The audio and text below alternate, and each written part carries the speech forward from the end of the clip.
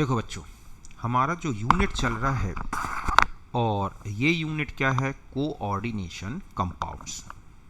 Okay, आज हम इस यूनिट में जो टॉपिक डिस्कस करने वाले हैं और ये टॉपिक है हमारा क्या, स्टीरियो आइसोमेरिज्म। ओके, तो सबसे पहले हम इसे डिफाइन कर लें, फिर हम इसके टाइप्स में आते हैं। ओके, तो देखो बच्चों, स्टीरियो आइसोमेरिज्म एक ऐसा आइसोमेरिज्म है जिसमें जो आइसोमर्स बनेंगे उनमें बॉन्डिंग पैटर्न मींस इलेक्ट्रॉनिक जो अरेंजमेंट है वो तो नहीं बदलेगा, बट आप देखोगे कि जो ग्रुप्स हैं, एटम्स हैं, या यहाँ पर हम चूंकि कॉम्प्लेक्स ले रहे हैं तो यहाँ पर लिगेंड्स, इनका एक स्पेशियल अरेंजमेंट बदलेगा। ओके, तो डिफाइन करें कि आइसोमेरिज्म, ठीक है, isomerism in which bonding pattern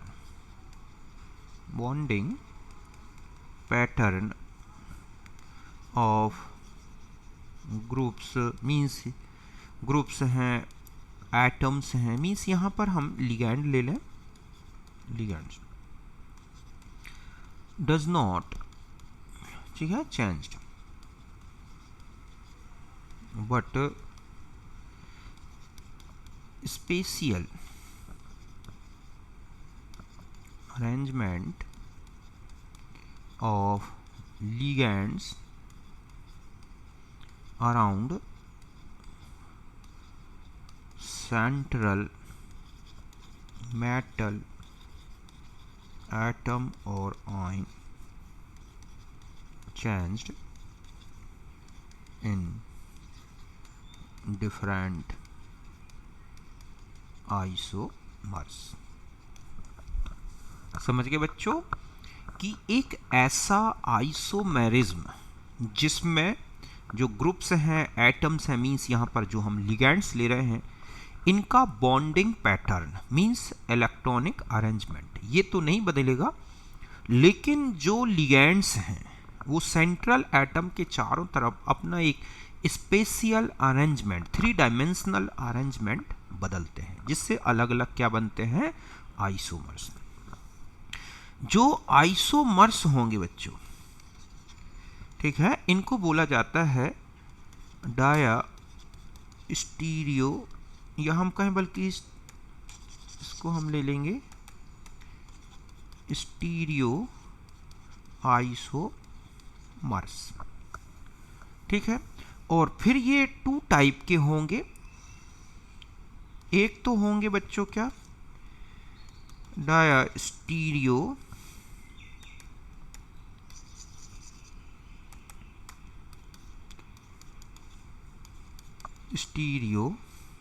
isomers, ये नो मिरर इमेज। समझ गए बच्चों, ये एक दूसरे के मिरर इमेज नहीं होंगे। और एक होंगे एनांसियोमर्स, जो कि क्या होंगे, mirror image of each other but not super impossible। समझ गए ना कि एक दूसरे का मिरर हम इमेज होंगे बट नॉट सुपर इम्पोजिबल, इस तरह से। तो ये 2 टाइप के स्टीरियो आइसोमर्स हम यहाँ पर डिस्कस करेंगे। तो पहले तो ये बता दिया मैंने कि स्टीरियो आइसोमेरिज्म क्या है, और इसके जो आइसोमर्स बनेंगे उन्हें बोला जाता है स्टीरियो आइसोमर्स, जो 2 टाइप के होंगे, डाया स्टीरियोमर्स, ठीक है, नो मिरर इमेज, एक दूसरे का मिरर इमेज नहीं होंगे, और एक होंगे एनांसियोमर जो एक दूसरे का मिरर इमेज होंगे लेकिन सुपर इम्पोजिबल नहीं होंगे। ओके, फिर हम आ जाते हैं टाइप्स ऑफ स्टीरियो आइसोमेरिज्म। समझ गए बच्चों, इसमें हमें टाइप्स डिस्कस करना है, और जो फर्स्ट टाइप है इसका वो है जियोमेट्रिकल आइसोमेरिज्म और जो दूसरा होगा वो है ऑप्टिकल आइसोमेरिज्म। ओके, मतलब यहाँ पर हम केवल कॉन्फिगरेशनल आइसोमेरिज्म को डिस्कस करेंगे, जिसके टू टाइप्स होते हैं, जियोमेट्रिकल आइसोमेरिज्म और ऑप्टिकल आइसोमेरिज्म। अब हम एक एक करके लेंगे बच्चों। देखो, सबसे पहले हम डिस्कस करेंगे ऑप्टिकल आइसोमेरिज्म को। किसको डिस्कस करना है हमें? Optical isomerism. तो देखो, ये एक ऐसी स्टीरियो आइसोमेरिज्म है जिसमें सेम या सिमिलर जो लिगेंड्स हैं उनकी एक रिलेटिव पोजीशन चेंज होती है बच्चों, कि जब वो स्पेशियल अरेंजमेंट शो करते हैं तो उनकी रिलेटिव पोजीशन चेंज होती है, मींस उनके बीच का जो एंगल है, बॉन्ड एंगल, वो चेंज होता है। ठीक है, मतलब हम ये कहेंगे कि आइसोमेरिज्म, ठीक है, इन विच सिमिलर और सेम, ठीक है, ये हम किन विच, 2 मिनट, हम इसको इस तरह से डिफाइन करें, इन विच रिलेटिव पोजीशन, क्या बच्चों? Relative position, bond angle, relative position of same और सिमिलर लिगेंड्स। ठीक है बच्चों, कि isomerism in which relative position means bond angle of same और similar ligands changed around central metal atom और आयन। समझ गए ना, कि एक ऐसा आइसोमेरिज्म जिसमें क्या होगा बच्चों, कि जो लिगेंड्स हैं उनकी रिलेटिव पोजीशन चेंज होगी, अब चाहे वो सेम हो या सिमिलर, ठीक है, around central metal ion in different isomers. Okay, तो उनमें हमें डिफरेंट आइसोमर्स के बीच की पोजीशन देखनी है, उनका एंगल देखना है। अगर वो रिलेटिव पोजीशन चेंज हो रही है, उनका बॉन्ड एंगल चेंज होने से उनकी रिलेटिव पोजीशन में चेंज आ रहा है, तो फिर आप समझें कि वो जियोमेट्रिकल आइसोमेरिज्म शो करेंगे। ओके, एक एग्जांपल से बताता हूं मैं, कि जैसे ये है M, ठीक है, मेटल, यहां पर सपोज हमारे पास 2 लिगेंड हैं, L, L, ठीक है, और ये है, मान लो, या हम इसको ऐसे ले लें कि ये है A, ये है A, ये है B और ये है क्या, B। ठीक है, ये किस तरह का कॉम्प्लेक्स देखें हम, ये है, यहाँ पर ये कितने का एंगल दिख रहा है बच्चों? 90 डिग्री का, है ना। अब मान लिया जाए कि हम इनकी पोजीशन चेंज कर देते हैं, ठीक है, कि यहाँ पर हमने M ये रखा और अब हम यहाँ पर A कर दें और एक यहाँ A कर दें, यहाँ B कर दें और यहाँ B कर दें। अब ये एंगल कितने का हो गया इन दो सेम लिगेंड के बीच में? 180 डिग्री। तो ये जो आइसोमर बने यही क्या कहलाएंगे बच्चों? Geometrical isomers. समझ गए ना, कि इस तरह से अगर दो सिमिलर या सेम लिगेंड के बीच का एंगल बदलने से नया कोई कंपाउंड बन जाता है जो केमिकली डिफर हो, फिजिकली डिफर हो, तो वो एक आइसोमर कहलाएगा। अब देखो एक एक करके हम आगे आते हैं। अब हम लेंगे geometrical isomerism in coordination compound having coordination number कितना बच्चों? 4। हमें 4 वाले और 6 वाले इन दो में लेना है। अब आप देखोगे कि जो कोऑर्डिनेशन नंबर 4 वाले जो कॉम्प्लेक्सेस हैं वो 2 टाइप्स के होते हैं। एक तो होगा टेट्राहेड्रल कॉम्प्लेक्स और एक होगा बच्चों क्या, स्क्वायर प्लेनर कॉम्प्लेक्स। तो एक एक करके लेंगे। पहला हम लेते हैं टेट्राहेड्रल कॉम्प्लेक्सेस। ठीक है, ये है बच्चों टेट्राहाइड्रल कॉम्प्लेक्सेस। मतलब इसमें जो मेटल एटम, सो sp3 हाइब्रिडाइजेशन, एक तो ये ध्यान रखना है कि इसमें sp3 हाइब्रिडाइजेशन होगा एंड 4 ligands arranged, ठीक है, corners of tetrahedron। ये कि इसमें मेटल एटम की हाइब्रिड स्टेट क्या होगी बच्चों, sp3 हाइब्रिडाइजेशन होगा और जो 4 लिगैंड होंगे वो टेट्राहाइड्रॉन के 4 या 4 कॉर्नर्स में क्या होंगे, 4 ligands arranged corners of टेट्राहाइड्रॉन।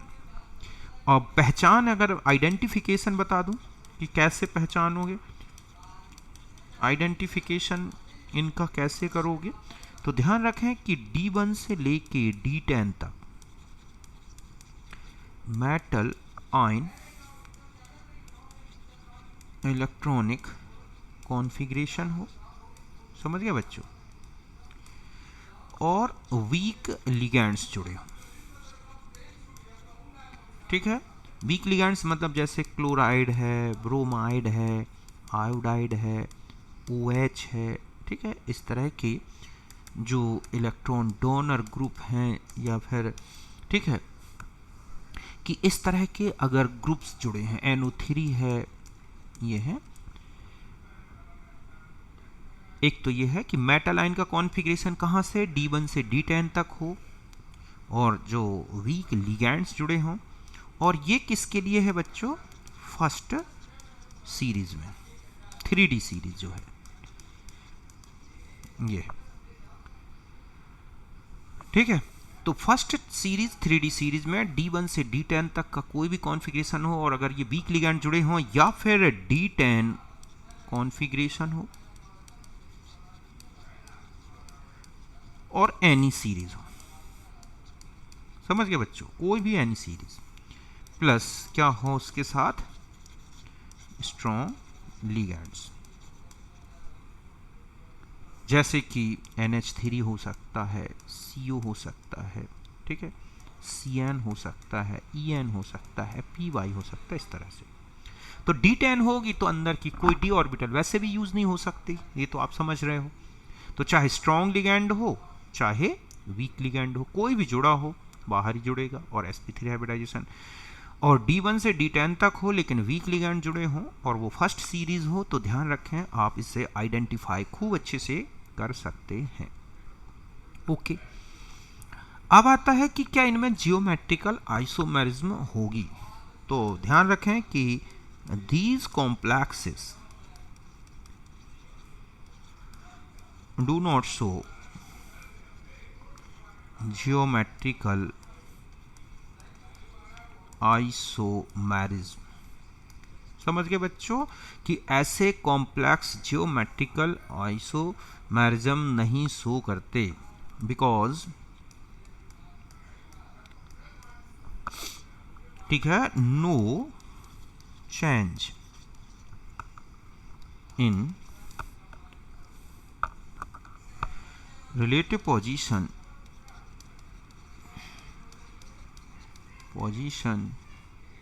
or bond angle during change spatial arrangement of same ligand। Different भी हो सकते हैं, ठीक है। तो इस तरह से अभी हम एक ही ले लें, सेम इस तरह से, मतलब इन जो अगर आप पहचान जाते हैं कि वो टेट्राहाइड्रल कॉम्प्लेक्सेस हैं तो ध्यान रखें कि ऐसे कॉम्प्लेक्स में किसी भी प्रकार की ज्योमेट्रिकल आइसोमेरिज्म शो नहीं होगी बच्चों। ऐसा क्यों होगा? क्योंकि अगर आप इन लिगेंड्स की, ठीक है, अरेंजमेंट जो है, स्पेशल अरेंजमेंट चेंज करते भी हैं तो उनकी रिलेटिव पोजीशन में कोई चेंज नहीं आएगा।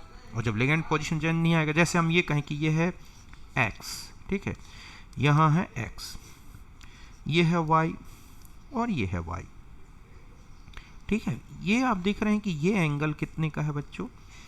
109.5 डिग्री का, ठीक है। अगर हम ये एंगल भी देखें तो कितने का है? 109.5 डिग्री का।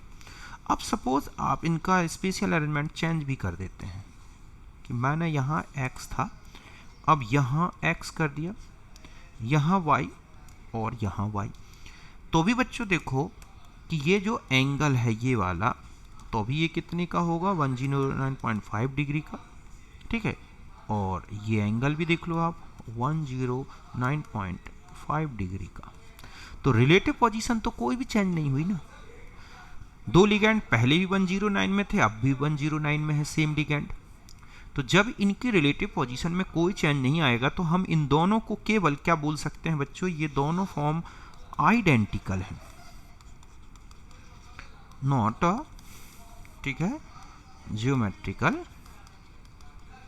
आइसोमर्स। समझ गए ना? ये आइडेंटिकल फॉर्म है। क्या है बच्चों? ये आइडेंटिकल फॉर्म, ना कि ज्योमेट्रिकल आइसोमर्स। तो हम इस तरह से इनमें एक तो हट गया हमारा कि टेट्राहाइड्रल जो कॉम्प्लेक्स हैं कोऑर्डिनेशन नंबर 4, उनमें आपको अच्छी तरह पहचान जाना है कि किस तरह के लिगेंड जुड़े हैं उसमें और क्या कॉन्फ़िगरेशन है। इस बेस पर टेट्राहाइड्रल को वहाँ से हटा देना है। इस तरह से इनमें GI नहीं मिलेगा। यहाँ तक बात क्लियर है। अब हम आ जाते हैं दूसरे जो कॉम्प्लेक्स हैं, वो हैं स्क्वायर प्लेनर कॉम्प्लेक्सेस। समझ गए बच्चों कि ये जो स्क्वायर प्लेनर कॉम्प्लेक्सेस हैं इनमें, तो पहली बात तो इनमें बता दूं कि जो metal atom shows DsP2 hybridisation. एक तो ये हाइब्रिडाइजेशन होगा। एक आता है आइडेंटिफिकेशन कैसे करोगे, ठीक है, कि आइडेंटिफिकेशन करना कि इनको कैसे पहचानोगे।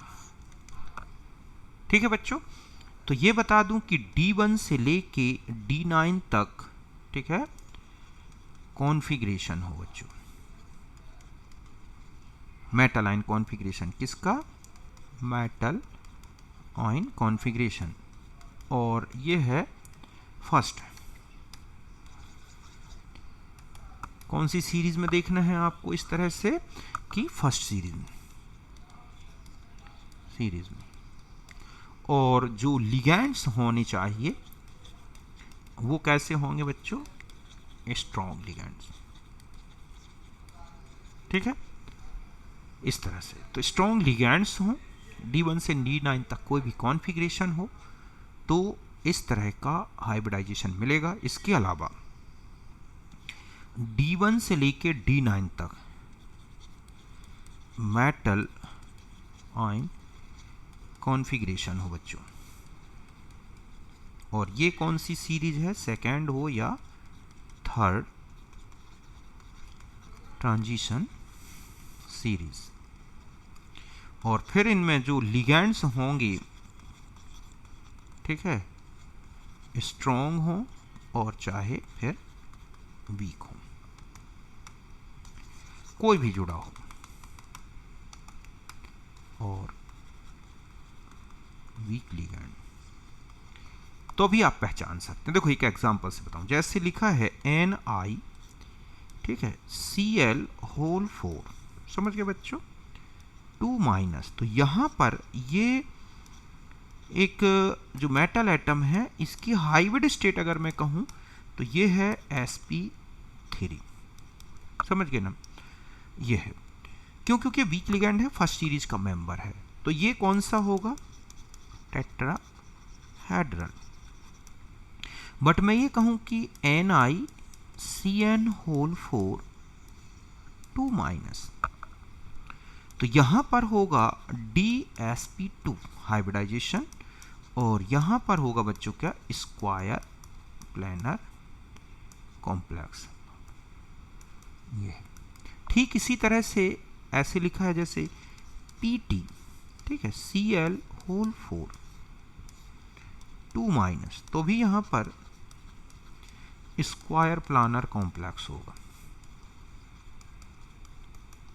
क्यों? क्योंकि यहाँ पर DsP2 हाइब्रिडाइजेशन होगा, सेकंड सीरीज थर्ड सीरीज का मेंबर है। अब चाहे उनके साथ स्ट्रॉन्ग लिगैंड जोड़ दो चाहे वीक, वो हमेशा इसी तरह से हैं अगर D1 से लेके D9 तक का कोई भी कॉन्फ़िगरेशन। एक तो ऐसे पहचानो। अब आता है कि GI, ठीक है, तो जो ये बता दूं कि पहली बात तो कि स्क्वायर प्लानर कॉम्प्लेक्स शोज, ठीक है, ज्योमेट्रिकल आइसोमेरिज्म। समझ गए ना कि ये लाइन ध्यान रखनी है। अब आता है कि किन कंडीशन में होगी शो। ऐसा नहीं कि सारे geometric square planar complex show करेंगे, जिनमें नहीं होगी। सपोज हम पहला पॉइंट ले लें कि व्हेन ओनली, ठीक है, monodentate ligands attached with metal atom, ठीक है, कि अगर मोनोडेंटेट लिगैंड्स जुड़े हैं तो ध्यान रखें कि MA4 टाइप का MA3B, ठीक है, इस तरह के जो कॉम्प्लेक्सेस होंगे do not show GI geometrical isomerism, क्योंकि चारों लिगैंड सेम है तो उनकी रिलेटिव पोजीशन चेंज ही नहीं होगी बच्चों। तीन भी सेम है तो भी नहीं होगी। समझ गए ना? जैसे मान लो आपके पास एक कॉम्प्लेक्स है NiCN होल 4 2 माइनस, तो सोचो आप कैसे भी अरेंज कर दो चार लिगैंड, उनकी रिलेटिव पोजीशन तो वही रहेगी ना। ये हो गया, या लिखा है NiCN होल थ्राइस, और यहां लिखा है NH3 इस तरह से -1, तो इनमें नो GI। ऐसे कॉम्प्लेक्स में GI नहीं होगा स्क्वायर प्लानर होने के बाद भी। अब आता है कि अगर complex MA2B2 type, MA2BC type, या ठीक है MABCD टाइप का है, तो इनमें GI होगा, GI प्रेजेंट होगा।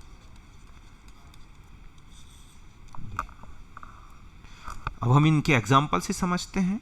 जब ध्यान रखें कि जो A और A है, ठीक है, 90 डिग्री में इनकी रिलेटिव पोजीशन क्या हो बच्चों, कि यहां पर मैं लिख दे रहा हूं कि relative position of similar ligand. कैसे हो बच्चों, जैसे कि सेम लिगैंड या सिमिलर, सेम लिगैंड्स हैं, ठीक है, वो कितने पे हो, एट 90 डिग्री। कितने पे हो उनकी रिलेटिव पोजीशन बताओ, 90 डिग्री। ये है 90 डिग्री, तो हम इसे बोलेंगे सिस फॉर्म। और यही रिलेटिव पोजीशन अगर हम, ठीक है, सेम लिगैंड की 180 देखेंगे तो हम इसे बोलेंगे क्या बच्चों, ट्रांसफॉर्म। अब देखो, जैसे कि हम एक कॉम्प्लेक्स लेते हैं MA2B2 टाइप का, जैसे यहां लिखा है NiCN whole twice NH3 whole twice, ठीक है, 0 चार्ज हो गया क्योंकि 2+ में है स्टेट। तो हम यहां पर Ni, जैसे यहां एक साइनाइड, यहां एक साइनाइड, यहां एक अमोनिया, यहां एक अमोनिया, ऐसा रख दें, ठीक है, ये इस तरह से। तो अब आप देखो इसमें, इस कॉम्प्लेक्स में देख रहे हैं आप कि यहाँ पर जो ये रिलेटिव पोजीशन है ये है 90 डिग्री की, या ये वाली पोजीशन देख लो, ये भी क्या है बच्चों 90 डिग्री की। अब दूसरा इसी का एक फॉर्म और बनाते हैं, ये है NI। यहाँ पर हम इनकी रिलेटिव पोजीशन चेंज कर दें, यहाँ साइनाइड कर दें, यहाँ अमोनिया कर दें, यहाँ साइनाइड कर दें और यहाँ पर अमोनिया।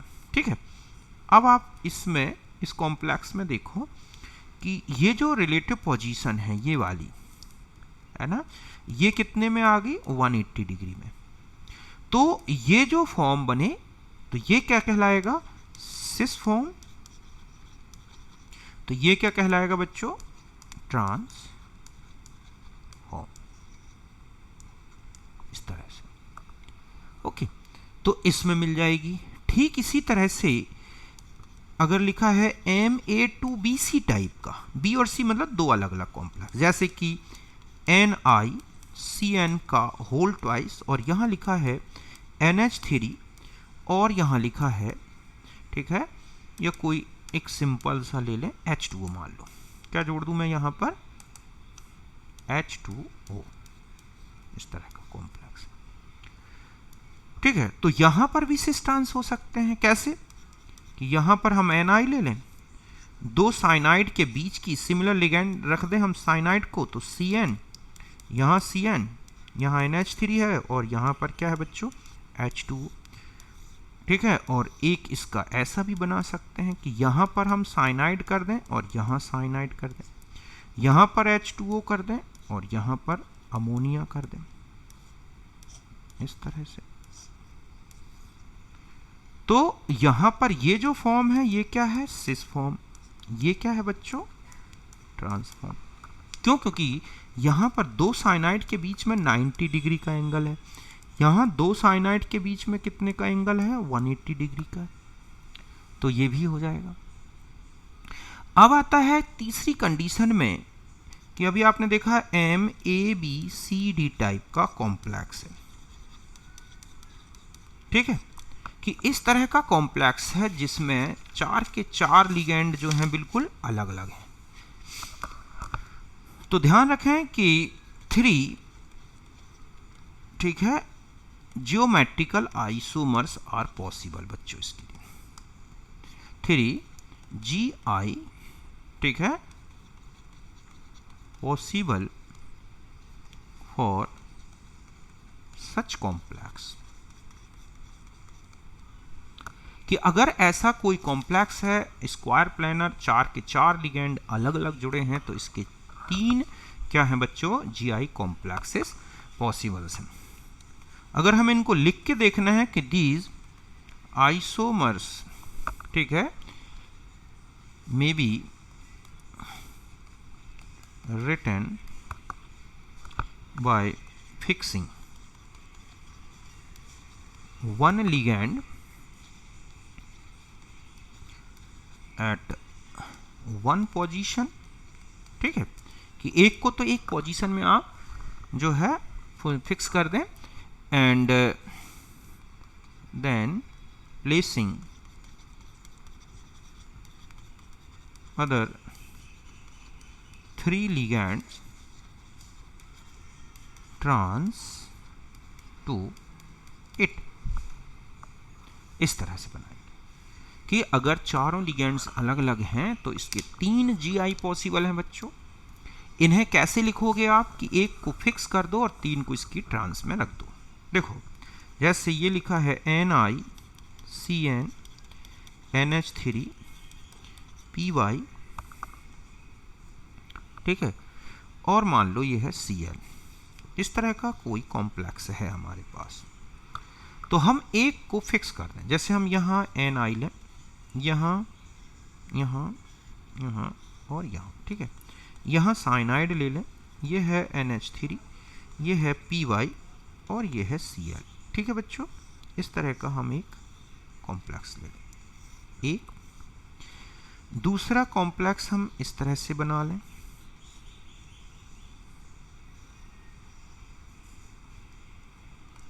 कि यहाँ साइनाइड को हम फिक्स रखें। ठीक है, यहाँ Cl कर दें, अब यहाँ NH3 कर दें और यहाँ Py कर दें, ऐसे दूसरा बन गया। और तीसरा कैसे हो सकता है कि यहाँ साइनाइड ही रखें, ठीक है, इस तरह से। अभी हमने देखा था कि पी था, अमोनिया हो गया, ठीक है। अब यहाँ पर हम Cl कर दें, यहाँ पर NH3 रख दें और यहाँ पर Py ले जाएं। Py तो समझ गए, पिरीडियम। तो इस तरह से ये बन गए हमारे, क्या बन गए बच्चों, ये 3Gi। हमें इनमें सिस्टांस देने की जरूरत नहीं है, बस आपको नंबर ऑफ पॉसिबल आइसोमर्स पूछे जाएंगे, तो आपको इस तरह से ध्यान रखना है। तो ये थे जब क्या जुड़े हुए हैं, मोनोडेंटेट लिगैंड। तो ध्यान रखें कि Ma4 Me3B इनमें Gi नहीं होगा, इस तरह के कॉम्प्लेक्स होने चाहिए, तब स्क्वायर प्लानर कॉम्प्लेक्स में Gi हो जाएगा। अब मान लो बाइडेंटेट, ठीक है, कि ये है square planar complex with bidentate and unidentate ligands, ठीक है। तो इनमें कब कब होगी और कब इनमें Gi नहीं होगी। तो देखो बच्चों ध्यान रखें कि MAA होल ट्वाइस, अभी मैं AA बता दूंगा ये क्या है, MAA AB, ओके, एक MAA V2, मतलब ये एक कॉम्प्लेक्सेस हैं, ठीक है, कि MAA टाइप के, MAA B2 टाइप के, MAA AB टाइप के, या MAA BC टाइप के। अगर ऐसे कोई कॉम्प्लेक्स हैं, ठीक है, जैसे कि यहां पर लिखा है, मान लो ये मैं लिख के बताता हूं, जैसे ये लिखा है PTEN होल ट्वाइस, ठीक है, ये है एक, तो सपोज ये है, एक लिखा है PTEN GLY 0 ना, इसमें आ जाएगा, ठीक है, एक GLY में, तो यहाँ पे मैं इसका 1 प्लस लगा दूं। एक लिखा है PTEN और Cl का होल ट्वाइस, और एक लिखा है PTEN Cl Br 0, समझ गए ना, इस तरह से। तो ध्यान रखें, दे डू नॉट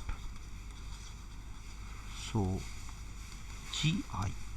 मैं इनके एग्जाम्पल डायग्राम बना के बता सकता हूं। यहां पर AA जो है बच्चों बाइडेंटेट लिगैंड है, इन विच बोथ डोनर, ठीक है, बोथ जो डोनर एटम है, electron donor atoms are same. AB type का है, ये बाइडेंटेट है बच्चों, ये भी लिगैंड, ठीक है, जिसमें डोनर है डिफरेंट एटम्स। और जो B है ये है मोनोडेंटेट लिगैंड, B है, C है, इस तरह से ये जो है मोनोडेंटेट है, ठीक है।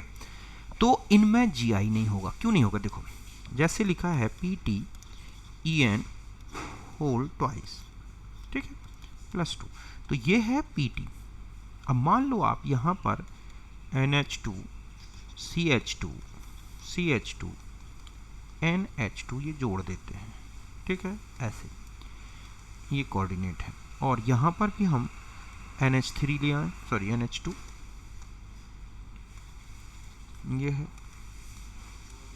ये है NH2 CH2 CH2 NH2, ठीक है, ये बन गया एक कॉम्प्लेक्स इस तरह से। तो देखो आप कि क्या इसमें कोई पोजीशन अलग अलग हो सकती है, हम NH2 को कैसे भी अलट पलट कर दे तो भी वही फॉर्म रहेगा।